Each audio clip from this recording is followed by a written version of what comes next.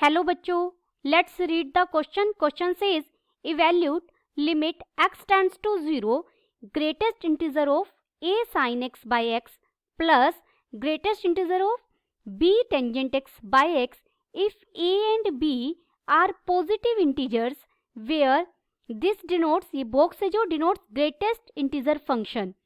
Option A is a plus b minus 1, option b is a plus b plus 1, option C is a plus b, option D is a minus b minus 1. First we see the key concept. देखिए यहाँ आपको इस function को करने के लिए, इस question को सोल्व करने के लिए ग्रेटेस्ट इंटीजर की डेफिनेशन आनी चाहिए. जो ये फंक्शन है इसे हम GIF यानी ग्रेटेस्ट इंटीजर फंक्शन बोलते हैं. और इसके x की वैल्यूज क्या होगी, हमेशा अगर x इंटीजर है तो ये वैल्यू क्या लेगा, x लेगा. और अगर ये एक इंटीजर नहीं है तो ये वैल्यू क्या लेगा, जितने भी इससे कम इंटीजर हैं, इससे छोटे जितने भी इंटीजर हैं उनमें सबसे ग्रेटेस्ट इंटीजर को ये वैल्यू लेगा. जैसे एग्जांपल से समझते हैं, अगर 3.4 होता तो इसके ग्रेटेस्ट इंटीजर की वैल्यू क्या आएगी. आप रियल लाइन पर सबसे पहले 3.4 को सर्च कीजिए. 3.4 से छोटे जितने इंटीजर्स हैं, देखिए 3 भी 3.4 से पहले आएगा, 2 भी आएगा, 1 भी आएगा, 0 भी आएगा, -1 भी आएगा, अप टू इधर तक ये माइनस इन्फिनिटी से जितने इंटीजर्स हैं वो सारे आ जाएंगे. इन इंटीजर्स में से सबसे ग्रेटेस्ट इंटीजर कौन सा है, 3, जो 3.4 से छोटा होना चाहिए. और 3.4 से छोटे जितने इंटीजर्स एग्जिस्ट कर रहे हैं उनमें सबसे बड़ा हो, वो इसकी वैल्यू होगी. तो इसकी वैल्यू कितनी हो जाएगी, 3. हमें दिया हुआ है a और b हमारे पॉजिटिव इंटीजर्स हैं. अगर हमारे पास 3 होता और मुझे 3 का ही ग्रेटेस्ट इंटीजर फंक्शन निकालना है तो 3 खुद एक इंटीजर है तो इसकी वैल्यू खुद 3 आ जाती. अब हमें यहाँ लिमिट फाइंड आउट करनी है. Limit x tends to 0 greatest integer function of a sin x by x plus greatest integer function है b tangent x by x के. देखिए एज हमें पता है limit x tends to 0 sine x by x किसके equal होता है, 1 के. And limit x tends to 0 tangent x by x किसके इक्वल होता है, 1 के. लेकिन ये इसकी लिमिटिंग वैल्यू है इस फंक्शन की. एज x टेंड्स टू 0 पर वैल्यू 1 है. अगर आप साइन x बाय x की वैल्यू चेक करें तो दिस इज लेस देन 1.